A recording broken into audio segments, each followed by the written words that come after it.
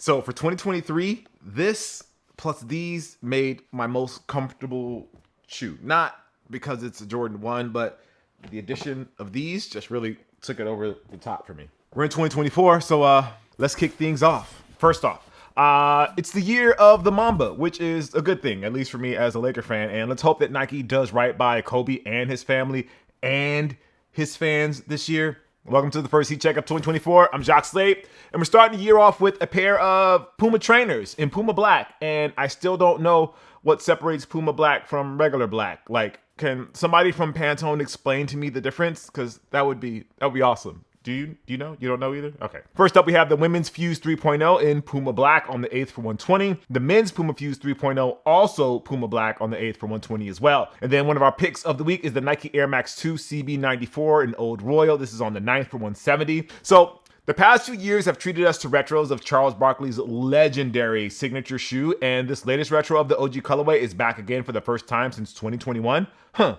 Not sure why another retro of this so soon after that last release doesn't bother me as much as when Nike brings back certain Jordan retros within 5 years of each other, but I don't know. Maybe it has to do with seeing Chuck's signature shoe in stores nearly 30 years later, and it's still fine. Meanwhile, fans' tastes have dictated that Jordan brand must keep bringing back the classics in order to maintain relevance, so, it's a thing.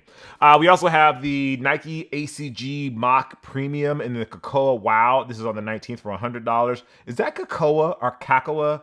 Cocoa? I'm going to say Cocoa. Yeah, Cocoa Wow. Anyway, we also have the Air Jordan 38 Low Fundamental. This is on the 9th for $175. So the debut colorway of the Air Jordan 38 returned for the low cut iteration. The specs of the shoe from the Zoom Strobel and the Cushion 3.0 cushioning remains, and the X plate that secures your feet makes the transition as well. So they're pretty much the same, just low. For fans of the design, I really like the intricate embroidered patterns, and it also comes over in reference to Michael Jordan's performance in the 1993 NBA Finals, if you didn't know that detail. We have the women's Air Jordan 2 sale on January 10th for $175. Then another pick of the week is the Nike Air Max 90 Gore-Tex in bright crimson. This is on the 11th for $160. So look, the Air Max 90 gets the Gore-Tex upgrade and it's supposed to help you combat the elements for the winter months. Honestly, I'm not sure why you would wear this bright crimson take on the classic OG infrared colorway during a rainy day, but say you have a reason for wearing this bright crimson take on the OG colorway on a rainy day, the Gore-Tex water repellent material will help protect them. Just stay away from the mud, I'm assuming. Personally, I would have preferred if these had a leather upper instead of staying true to the OG with the mesh, but I'm going to be super curious to see someone wearing these in the rain. Like, I just don't know why, but I just have this need to know, because why use mesh instead of leather, Nike? Like, why? Anyway, we have the Nike Zoom X Invincible Run Flyknit 3. This is in the Resolutions colorway on January 11th, appropriate name, for $180. We have the Jordan Luka 2 Coconut Milk. These are on the 11th for $130.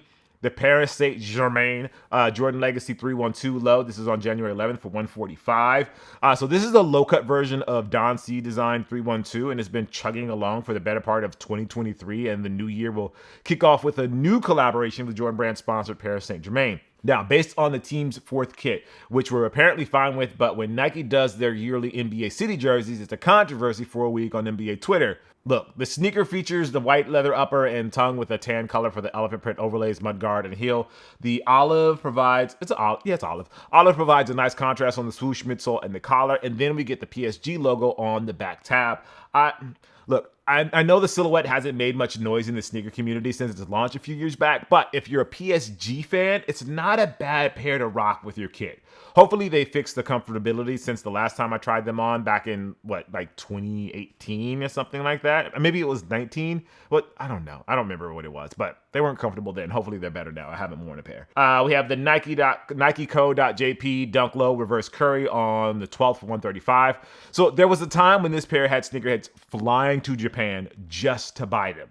That's how important these Japan exclusive dunks were to the history of not just the silhouette, but really the culture in general. It probably won't resonate to anybody who wasn't alive outside of 1999, which means those of you who are itching to grab a piece of genuine sneaker nostalgia should be overjoyed to grab these in a few days.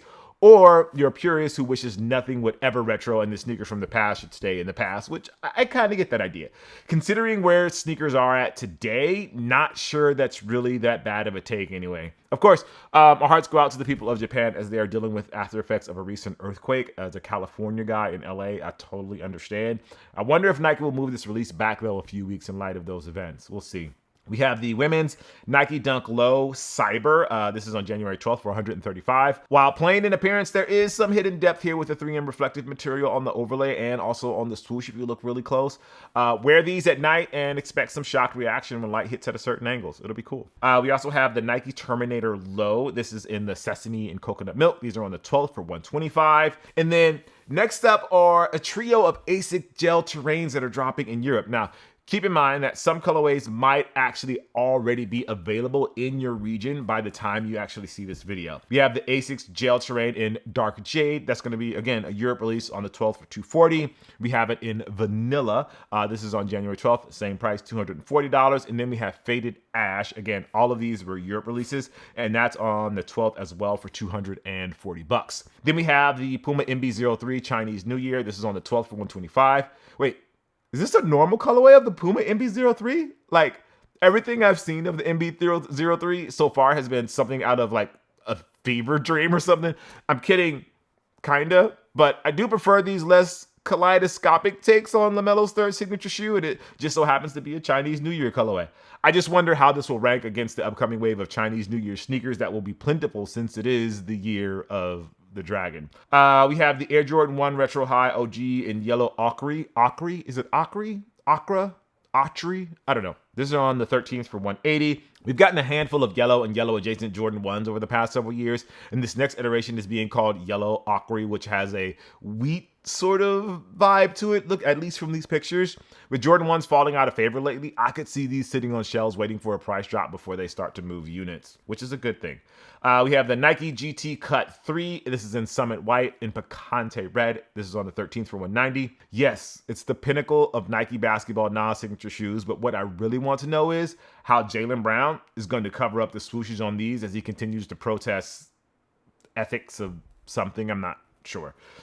We have the Welcome Skateboards Nike SB Blazer. This is going to be on the 13th for $110. The Atmos ASICS Gel Cayano 14. These are going to be on the 14th for $180. So the Gel Cayano 14 has become, it's like the brand's new lifestyle sneaker of the moment. And 2024 is going to be a good year for this shoe. Kicking things off is this new collab with Atmos that's inspired by Tokyo nightlife. I'm sold. They had me at Tokyo, but again, I wonder if this release also gets pushed back in light of the Japan earthquakes, which would honestly, it would make sense. All right. I think that's gonna do it for this week's sneaker releases. Thanks again for watching. I'm Jacques Slade, and we'll see you next week with all the new releases. Peace.